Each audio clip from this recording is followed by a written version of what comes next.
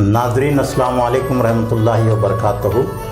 ATV Gulbarga पर रमज़ानुल मुबारक के दौरान सहर और अफ्तार के मौक़ों पर पेश किया जाने वाला ख़ुसूसी प्रोग्राम रहमत रमज़ान पेश है। नाज़रीन, आप जानते हैं कि प्रोग्राम पिछले 10 सालों से रमज़ान मुबारक में पेश किया जा रहा है और पिछले 10 सालों के दौरान गुलबर्गा की एक मुमताज़ इल्मी अदबी दीनी शख्सियत आलिम दीन मौलाना अब्दुल हकीम विक़ार अशरफ़ी साहब मुसलसिल शरीक हो रहे हैं। आज भी मौलाना अब्दुल हकीम विक़ार अशरफ़ी साहब हमारे साथ इस प्रोग्राम में मौजूद हैं। आप जानते हैं कि मौलाना विक़ार अशरफ़ी साहब बेबाक ख़तीब हैं, बल्कि मैं कहूँ तो बेजा ना होगा कि बेधड़क मुक़र्रिर और ख़तीब हैं और शुला बयान ख़तीब हैं। तो आप गुलशन मदनी खानक़ाह के सरबराह हैं और तसव्वुफ़ पर भी आपकी बड़ी गहरी नज़र है और बहुत ही उम्दगी के साथ और बहुत बेबाकी के साथ इज़हार ख़याल करते हैं। आज के हमारे इस प्रोग्राम में मौलाना अब्दुल हकीम विक़ार अशरफ़ी साहब से हम बहुत अहम मौज़ूआत पर गुफ्तगू करेंगे। उम्मीद के आप मौलाना हमारे नाज़रीन की मुकम्मल रहनुमाई फरमाएंगे। सबसे पहले आपका इस प्रोग्राम में खैर मुक़द्दम है। जज़ाकल्लाह। सबसे पहले हमारे नाज़रीन को बताएं कि रमज़ानुल मुबारक की फ़जीलत क्या है। नहमदुहु व नुसल्ली अला रसूलिहिल करीम अम्मा बाद। अस्सलामु अलैकुम रहमतुल्लाहि व बरकातुहू। वालेकुम अस्सलाम। नाज़रीन इकराम, मैं सबसे पहले जनाब मोहतरम सीनियर सहाफ़ी अज़ीज़ुल्लाह सलमा साहब को मुबारकबाद देता हूँ कि उन्होंने तकरीबन 10 साल से ज़ायद रमज़ान शरीफ में सहरी के मौके पर और इफ्तार के मौके पर रहमत रमज़ान के नाम से बहुत अच्छा प्रोग्राम चलाया और चला रहे हैं। अल्लाह करे कि ये जारी व सारी रहे और अल्लाह ताला इनके खिदमात को कबूल व मंजूर फरमाए। आमीन। जैसा कि अभी आपने एक अज़ीज़ुल्लाह सलमा साहब ने कहा फ़जीलत रमज़ान के मुतालिक, रब्बे ज़ुल जलाल कुरान बलागत निज़ाम में इरशाद फरमाता है, या अय्युहल्लज़ीना आमनु तक़ुल्लाह, ए ईमान वालो अल्लाह से डरो। डरने का मतलब ये है कि तक़वा इख्तियार करो, परहेज़गारी इख्तियार करो। और इसी के मुताल्लिक़ कुरान कह रहा है, या अय्युहल्लज़ीना आमनु कुतिबा अलैकुमुस्सियाम कमा कुतिबा अलल्लज़ीना मिन क़ब्लिकुम लअल्लकुम तत्तक़ून। हमने रमज़ान को इसलिए नाजिल किया है कि तुम मुत्तक़ी बन जाएं, तुम परहेज़गार बन जाएं। आप बखूबी वाकिफ़ हैं, मुसलमान जानता है कि रमज़ान के महीने में जिस तरीक़े से मुसलमान अपने को बचाता है बेहयाई से, बुराई से और हर जहालत व खबासत से, तो ये एक तरबियत का भी महीना है। रमज़ान के गुजर जाने के बाद 11 महीने तक उसी तरीक़े से अपनी ज़िंदगी को गुजारे जिस तरह रमज़ान में गुजारा। इसी का नाम तक़वा है, इसी का नाम परहेज़गारी है।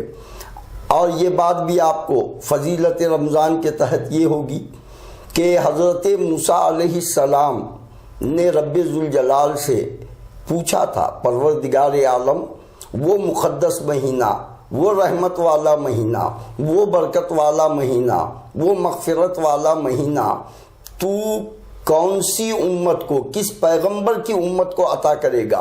तो रब्बे ज़ुल जलाल ने हज़रत सैयदना मूसा अलैहिस्सलाम से फरमाया, ए मूसा, मैं ये महीना मेरे हबीब हज़रत मोहम्मद मुस्तफ़ा सल्लल्लाहु अलैहि वसल्लम की उम्मत को अता करूँगा। तो हज़रत मूसा ने दुआ की थी, आप गौर कीजिए, हज़रत मूसा ने दुआ की थी, फरमाया इलाहल आलमीन, मुझे नबी बनाने से बेहतर था कि तेरे हबीब का उम्मती बना देता। तो ये रमज़ान पाक है, तो इसमें अल्लाह ताला ने कुरान को नाजिल किया, अल्लाह ताला ने बेशुमार रहमतें बरकतें रखा और साथ ही रब तबारक व ताला ने अपने बंदों के लिए اپنے حبیب کی امت کے لیے خصوصی معاملہ یہ کیا کہ اسے گناہوں سے ایسے جھاڑ دے گا جیسا آج ہی اپنی ماں کے پیٹ سے پیدا ہوا. بے شمار فضائل ہے. اب اتنا موقع نہیں ہے کہ وہ فضائل پر تفصیلی گفتگو کی جا سکے، مگر آخر کو اشارہ کافی. ناظرین اکرام، اپنی زندگی کو بندگی کی طرف لائیں اور رمضان میں جس طرح رہتے ہیں اسی طریقے سے زندگی گزاریں. جی، آپ نے ابھی فرمایا کہ روزے کا مقصد جو ہے تقوی اختیار کرنا. جی، تو رمضان المبارک کے علاوہ جو 11 مہینے ہوتے ہیں، جی، اس میں بھی تقوی پر کیسے قائم رہا جا سکتا ہے؟ جی، یہ اس پر آپ ذرا روشنی ڈالیں. دیکھیے، رمضان آپ کو تربیت کر رہا ہے. جی، رمضان آپ کے اندر کی تمام برائیوں کو، بے حیائیوں کو نکال رہا ہے.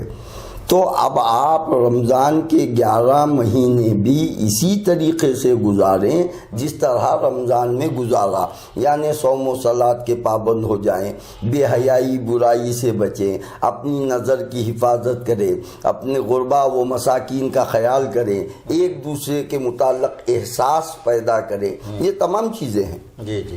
تو آپ نے ابھی جو روزے کے حوالے سے فرمایا، تو صوفیہ اکرام روزوں کا بہت خاص اہتمام فرمایا کرتے تھے، تو اس کا مقصد کیا تھا؟ صوفیہ کے نزدیک روزے کی بہت زیادہ اہمیت رہی. دیکھیے، صوفیہ کے نزدیک یقیناً وہ ہر مہینے میں 3 روزے رکھا کرتے تھے، اور بعض صوفیہ کرام نے 15 دن مسلسل روزہ رکھا، اور بعض تو عالم یہ ہے کہ رمضان کی تیاری رجب سے کیا کرتے. اس سے نفس کی جو ہے غلاظت، تزکیہ نفس ہوتا ہے، ایک دوسرے کے متعلق احساس ہوتا ہے، بندہ جو ہے رب کی بندگی کی طرف مائل ہوتا ہے. تو یہ روزے کا فیضان کے نزدیک یہ مقصد تھا. جی. تو مولانا، آپ نے ابھی رمضان مبارک کی بڑی فضیلت بیان کی حضرت موسیٰ علیہ السلام کے حوالے. جی. تو فی زمانہ ہم دیکھتے ہیں کہ رمضان المبارک کو لوگوں نے کھانے پینے کا مہینہ بنا لیا ہے، اور اسی طرح خریداری کا مہینہ بنا لیا ہے. تو کیا اس سے رمضان کے مقاصد کی کما خود تکمیل ہو رہی ہے؟ دیکھیے، یہ بات درست ہے کہ رمضان مکمل عبادت کا مہینہ ہے. اس میں قیام اللیل بھی ہے، رات کی عبادتیں، دن کی عبادتیں، 5 وقتہ نماز، غربا و مساکین کا خیال، تسبیح و تحلیل، یہ تمام چیزیں پوری جو ہے رمضان کا ایک مہینہ آپ کو اسی طریقے سے گزارنا ہے. اور رمضان کا مہینہ گزر گیا تو اس پر اسی طریقے سے 11 مہینے پابند رہنا ہے جیسا آپ رمضان میں رہے. مگر آج یہ ہو رہا ہے کہ رمضان شریف کو کھانے پینے کا، خریداری کا مہینہ بنا لیا گیا ہے. آپ دیکھیے، روڈوں پر، چوراہوں پر خوب کھانے پینے کی دکانیں لگی ہوئی ہیں، ادھر عبادتیں ہو رہی ہیں اور ادھر کھانا. اس طریقے سے جو ہے انسان کو بچنا چاہیے. ہم ایک مسلمان ہیں، ہم ساری دنیا کے لیے ایک بہترین پیغام دینا چاہیے، امن و شانتی کا، اخوت و محبت کا، رواداری کا، احساس کا. تو یہ اس کی اصلاح کی طرف بھی توجہ کرنے کی ضرورت ہے. تو ہمارے علماء ہیں، دانشوران ہیں، ان کی یہ ذمہ داری نہیں ہے کہ وہ مسلمانوں کو سمجھائیں کہ رمضان کی فضیلت کیا، اس کا احترام کیسے ہو، اہتمام کیسے ہو. کس کی ذمہ داری ہے یہ؟ دیکھیے، یقیناً یہ علماء کی، اہل علم حضرات کی، اور خانقاہی نظام جو ہے چلاتے ہیں ان کی ذمہ داری ہے. مگر آج یہ ہو رہا ہے کہ سب جو ہے اپنے اپنے معاملے میں خاموش ہیں. تو اس سے یہ عوام جو ہے گمراہ ہو رہی ہے، اور اس طریقے کا عمل ہو رہا ہے جو سراسر جو ہے رمضان کے تقاضے کے خلاف ہے. یہ علماء کی ذمہ داری ہے، یا ائمہ مساجد کی ذمہ داری ہے کہ وہ وقتاً فوقتاً لوگوں کو ترغیب دیں، رمضان کی عظمت اور اس کی اہمیت سمجھائیں. آج وہ نہیں ہو رہا ہے. اس کا یہ خمیازہ ہے کہ نوجوان نسل جو ہے بگڑ رہی ہے. جی جی. تو آپ یہ کہا گیا ہے کہ جب رمضان کا مہینہ آ رہا تھا تو نبی کریم صلی اللہ علیہ وسلم نے صحابہ کو جمع کر کے بتایا کہ کتنا مقدس مہینہ آ رہا. تو ہم دیکھتے ہیں کہ شعبان میں، رجب میں ایسا کوئی اہتمام موجودہ زمانے میں نہیں ہے کہ رمضان کی عظمتوں کو بیان کیا جائے اور رمضان کا کس طرح اہتمام ہونا چاہیے وہ سمجھایا جائے. تو یہ ایسا کوئی واعظ بیان یا کوئی اجتماع نہیں ہوتا ہے. صحیح ہے جی، تو اس لیے امت کو جو ہے رمضان کی اہمیت کا اندازہ نہیں ہے، اور اس کا بالکل غلط تاثر غیر مسلموں میں بھی قائم ہو رہا ہے۔ صحیح ہے، بہت صحیح ہے۔ اس لیے دیکھیے اگر کوئی ہستی، بڑی ہستی آپ کے پاس آنے والی ہے، آپ نے ان کو مدعو کیا ہے، تو چند دن پہلے ہی ان کی آمد کا چرچا ہوتا ہے، ان کے اوصاف، ان کے اخلاق، ان کا علمی معیار لوگوں کے سامنے پیش کیا جاتا ہے، لوگ ان کی قدر کرتے ہیں۔ تو ویسے ہی اللہ اس کے رسول صلی اللہ علیہ وسلم نے رمضان کی عظمت و رفعت کو بیان کیا، صحابہ نے بیان کیا، اولیاء نے بیان کیا، اور یہ سلسلہ چلتا رہا۔ جو لوگ اہل ایمان تھے، جن کے دلوں میں خشیت تھی، اور وہ اس کا اہتمام کرتے تھے، آج کہاں ہے؟ آج مساجد میں جو ہے صرف فتویٰ بازی ہے، ایک دوسرے پر لان تان ہے۔ تو رجب سے ہی رمضان کی فضیلت بتائی جائے، تقاریروں سے نہیں۔ تقاریریں الگ ہے، تربیت الگ ہے، ان کی تربیت کی جائے، ان کو سمجھایا جائے۔ تو اس میں جو ہے فطرہ ہے، زکوٰۃ ہے، یہ تمام چیزیں ہیں، اس میں عبادت ہے، اس میں جو ہے اعتکاف ہے، زیادہ سے زیادہ تلاوت قرآن ہے۔ یہ ائمہ مساجد اور علماء اکرام اور ارباب علم و دانش کا کام ہے۔ دیکھیے کہ ابھی میں نے آپ کے سامنے رمضان کو خریداری اور کھانے پینے کا مہینہ ہونے کا ذکر کیا، اس کے ساتھ ایک اور غلط روش چل پڑی ہے کہ تراویح جو قیام اللیل ہے، جس کی بہت زیادہ اہمیت، لیکن اس کو بھی لوگ 3 شبینہ 6 شبینہ یا 4 روز 8 روز 10 روز ایک اشرے میں 10 پورا قرآن سنا کر تراویح پڑھ لے رہے ہیں، اس کے بعد تراویح ترک کر دے رہے ہیں۔ صحیح۔ تو یہ جو چل پڑا رجحان، اس کے بارے میں کیا کہیں گے آپ؟ دیکھیے، یہ قوم کو بھٹکانا ہے، قوم کو عبادت سے دور کرنا ہے۔ عزیز بھائی، آپ غور کیجئے، آقا کریم صلی اللہ علیہ وسلم نے اپنی عمر شریف کے 3 روز تراویح کا اہتمام کیا، اس کے بعد آقا کریم نے روک دیا کہ کہیں یہ میری امت پر مشقت نہ ہو، ہے نا۔ تو اب اگر کوئی ساری رات اکیلے میں پوری 20 رکعت میں ایک قرآن اگر انہیں ادا کر رہا ہے تو اس کے لیے بہتر ہے، مگر جماعت کے لیے جو کر رہا ہے یہ مشقت ہے، یہ تکلیف دہ عمل ہے۔ اب آپ کے محلے میں مسجد ہے، وہاں پر روزانہ 3 پارے 10 دن میں ایک قرآن ختم، تو اب ضعیف کیا کریں گے، بیمار کیا کریں گے؟ اب وہ تراویح نہیں پڑھیں گے، کیونکہ اب ان کے لیے مسجدیں دور ہے، وہ جا نہیں سکتے۔ اور ہماری نوجوان نسل یہ سمجھ رہی ہے کہ رمضان میں ایک قرآن سنے بس، چاہے 3 دن میں سنو یا 5 دن میں سنو یا 10 دن میں۔ آپ کو علم ہونا چاہیے کہ پورا یکم رمضان سے لے کر چاند رات تک 1 مہینہ پورا تراویح سنت موقدہ ہے۔ تو 1 مہینے میں قرآن پڑھا جا سکتا ہے، افضل وہی ہے، 1 مہینے میں ایک قرآن سننا افضل ہے۔ یہ کیا ہے معلوم ہے، آج کل اسے بھی ذریعہ بنا دیا گیا معاش کا، بہت افسوس کی بات۔ تو اسی کی خرابیاں آ رہی ہے۔ اب لوگ جو ہے 3 دن 5 دن 10 دن پڑھ دیتے ہیں، اس کے بعد مسجدیں خالی، بالکل ایک صف، اس کے بعد آدھی صف، پو صف، چاند رات میں تو ایک بھی نہیں رہتا مسجد میں۔ یہ جو 10 دن کی جو قرآن مکمل کرنے کا جو رجحان چل پڑا ہے، تو اس کا کون ذمہ دار ہے؟ اس کے ذمہ دار جو ہے وہ لوگ ہیں جو پڑھا رہے ہیں، جو اہل علم ہیں۔ مسجد کمیٹیاں بھی اس میں رول ادا کر رہی ہیں۔ دیکھیے، مسجد کمیٹی کے حضرات کو علم نہیں ہے، وہاں کے امام صاحب جو ہیں وہ اہل علم ہیں، ان کی ذمہ داری ہے کہ کمیٹی کو۔ اسی لیے میں کہتا ہوں کہ یہ جو 3 دن میں ایک قرآن، 10 دن میں ایک قرآن یا تہجد میں ایک قرآن، ایسا جو نظام ہے، حافظ صاحب کو نذرانہ دینا بند کرو اور مقتدی کو صبح سحری کا کھانا بند کرو۔ کتنا شوق عبادت ہے ان کو دیکھیں گے، بالکل کون آتا ہے دیکھیں گے، سمجھ میں۔ تو یہ سب جو ہے عجیب معاملہ بنا دیا گیا ہے، عبادت سے دوری کا نتیجہ ہے۔ تو اس کو ایک دم بالکل شارٹ کٹ میں عبادت مکمل کرنے کا طریقہ بنا دیا۔ تراویح کے معنی ہی ہے، یہ ترویحہ سے بنا ہے، ہاں ٹہر ٹہر کے پڑھنا ہے۔ عشاء کی بعد سے لے کر سحری سے پہلے تک پوری رات عبادت کرنا۔ ٹہر ٹہر کر جو بات آپ تراویح کی جو بات کریں تو قرآن کی تلاوت کا بھی ایسا ہی ایسا ہی اسی اب دیکھیے تراویح میں تو الفاظ ادا ایسا ہو رہا ہے کہ کسی کو سمجھ نہیں آ رہا، تعلمون یعلمون اتنی روانی سے پڑھی اس قرآن کس طرح پڑھنا چاہیے، کیا حکم ہے ذرا بتائیں ہم۔ اللہ کے رسول صلی اللہ علیہ وسلم نے ارشاد فرمایا کہ قرآن کو ٹہر ٹہر کے پڑھو، پوری طریقے سے اس کے حروف ادا کرو، مخارج ادا کرو، اور اس کے الفاظ صحیح۔ یہ کیا ہے، یعلمون تعلمون تفلحون ہی سنے آ رہا ہے، تو یہ قرآن کا مذاق بھی ہے، پڑھ کے گناہگار ہو رہا ہے اس پہ انسان۔ کیا حکم ہے کہ آپ قرآن کی بیعت بھی ہے؟ بیعت بھی ہے، سراست بیعت بھی ہے، اللہ کے کلام کا مذاق ہے۔ تو آپ کو اتنی اجلت کیا ہے کہ اتنی روانی سے 3 پارے 4 پارے ایک تراویح میں پڑھنے کی؟ یہ بالکل خلاف سنت عمل ہے۔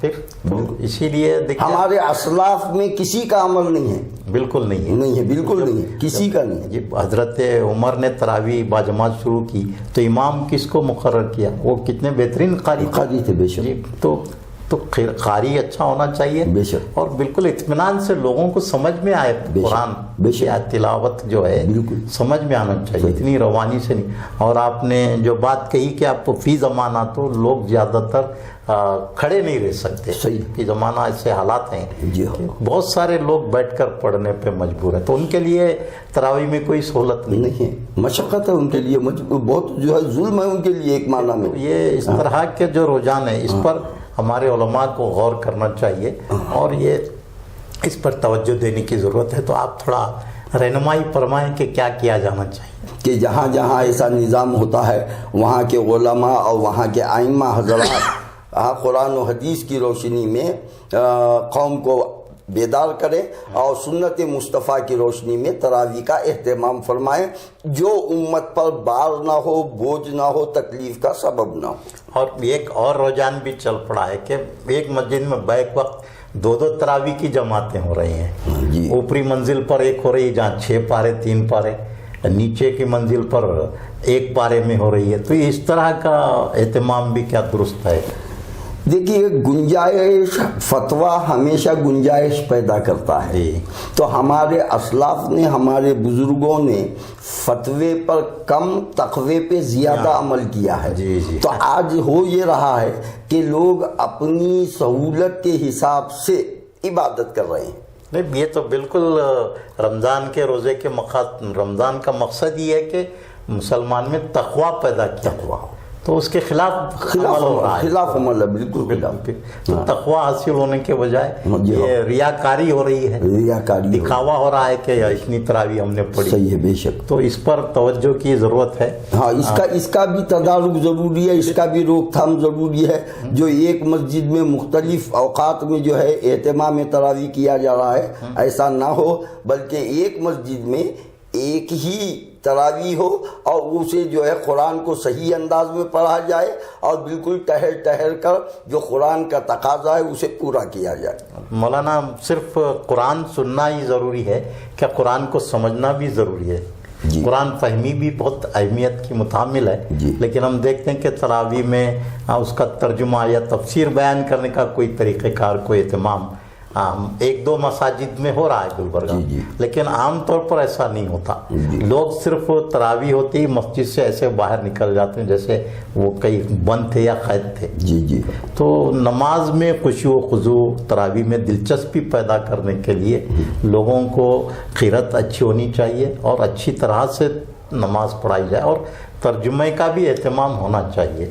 ہاں، اس صورت میں ہے جب آپ تراویح کی 20 رکعت میں 1 پارہ یا 1.25 پارہ تلاوت کر رہے ہیں تو اس کے بعد جو ہے مصلیان کو آدھا گھنٹہ روک کر اس کی تشریح، ترجمہ، اس کی تفسیر کا موقع ملے گا۔ اب 3 پارے 5 پارے ہو گئے تو وہ بیچارہ جو مسجد میں ٹھہرے ٹھہرے تھک جائے گا، اب اس کی ضرورت، شرعی ضروریات بھی پیش آتی ہیں تو وہ نکل کے بھاگے گا، سیکھے گا۔ اور آج ہماری قوم میں جو ہے دین بیزاری آ گئی ہے، ہاں، تسن و ریاکاری آ گئی ہے اور جو ہے خود شناسی آ گئی ہے۔ اس کے اسی وجہ سے عبادتوں میں وہ ذوق و شوق نہیں رہا ہے. نہیں عبادتوں میں نہ ذوق و شوق ہے نہ لذت عبادت ہے. تو اسی لیے وہ اس کا الگ ہی لطف ہے, بے شک ہے نا, اس کا الگ ہی ذوق, لیکن وہ بتایا نہیں جا رہا صحیح ہے لوگوں کو, لیکن صرف یہ بتایا جا رہا ہے کہ آپ کو اس کا اتنا ثواب ہے, بس ثواب میں لوگوں کو الجھا کر رکھا جا رہا ہے, لیکن اصل مقصد عبادت جو ہے وہ نہیں بتایا جا رہا. تو یہ بہت المیہ ہے. مولانا وہ پروگرام کے آخر میں یہ بتائیں کہ اعتکاف کے مسائل کیا ہیں, اعتکاف کے فضائل کیا ہیں, دیکھیے کا اہتمام ہوتا ہے. جی اعتکاف جو ہے سنت موقدہ ہے جی, اور سنت موقدہ میں بھی علل کفایہ ہے. تو محلے کی مسجد میں اگر ایک شخص بھی معتکف نہیں ہوتا تو سارا محلہ گناہگار ہے, اور اگر ایک شخص پورے محلے سے ایک ہو گیا تو کافی ہے اس کے لیے. اگر زیادہ کتنے لوگ اعتکاف میں بیٹھ سکتے ہیں؟ آج کل وہ بھی ایک المیہ پہ کہ ہے ایک روز کا رونا ہو تو رو کے صبر آئے, ہر روز کے رونے کو کہاں سے جگہ. مسجدوں میں جو ہے بعض ایسے مساجد ہیں ہمارے عزیز بھائی جہاں اعتکاف ہو رہا نہیں, دیکھیے مخفل ہو جا رہی, اور جہاں بعض ایسے مسجد ہیں جہاں پر 50 60 لوگ معتکف ہیں. ہاں, تو ہر شخص جو ہے شریعت کو اپنی طبیعت کے موافق چلا رہا ہے, اب بولنے والا بدنام ہے. تو ٹھیک ہے, تو اعتکاف میں کس طرح سے بیٹھنا چاہیے؟ دیکھیے اعتکاف نام ہے اپنے آپ کو سپرد الہ کرنا, خدا کے حوالے کرنا, سمجھنا, اور وہاں پر صرف اور صرف یاد حق ہو, لذت عبادت ہو, ذکر و اذکار ہو, تمام چیزوں کو چھوڑ کر مولا میں تیرے در پہ پڑا ہوں, اور اپنے ملک کے لیے, اپنی قوم کے لیے, اپنے محلے کے لیے, اپنے اعزہ اقربا کے لیے دعائیں کرے. جی, تو یہ آپ نے بہت اچھی بات بتائی, لیکن موبائل چھوٹتا نہیں اعتکاف میں بھی, تو تعلق الہ کہاں سے ہوگا؟ ہاں یہی تو وہی تو میں بول رہا ہوں, یعنی خود سپردگی نہیں ہوتی. نہیں, یہ سب ریاکاری ہے, دکھاوا ہے. تو اس لیے خلوص کے ساتھ جو اعتکاف ہے اس میں ساری دنیا سے علیحدہ ہو کر بے شک اعتکاف بے شک, اور معتکف کی دعا قبول ہوتی ہے. جی, معتکف بہت بڑا مقام ہے اس کا. معتکف جو ہے خدا کے بہت قریب ہو جاتا ہے اور خدا سے ڈائریکٹ کلام کرتا ہے, اسی لیے کہ بار بار معتکف دعائیں مانگے قبول ہوتی ہے. اب آپ غور کیجئے, کسی شخص کوئی شخص بیمار ہو گیا, آپ مساجد میں جو ہے دعاؤں کی درخواست کیجیے, حالانکہ کہا گیا کہ بیمار سے دعا کرائی جائے. جی نہیں ہو یہ رہا ہے, مساجد میں دعا کرنے کے بعد انہیں صحت یاب بھی نہیں ہو رہا, انتقال کر جا رہا ہے. پہلے کے لوگ دعا کرتے تھے, مساجد کے باہر پانی کا گلاس لے کے ٹہل جاتے تھے, نمازیوں سے کہتے پھوکو گھر میں جو ہے بیمار ہے, پلا دیتے, شفا ہو جاتی. آج کا دعاؤں میں اثر باقی نہیں ہے. اسی لیے علامہ اقبال نے کہا دعاؤں میں اثر باقی نہیں ہے, دلوں میں آرزو باقی نہیں ہے, نماز و روزہ و حج و زکات یہ سب باقی ہیں, تو باقی نہیں ہے. جی ہاں, تو یہ بہت ہی اصلاحی بیان ہے. یہ ہمارے ناظرین سے اور عامت المسلمین سے ہماری یہ درخواست ہے کہ اس کو تنقید یا نکتہ چینی میں نہ لیں.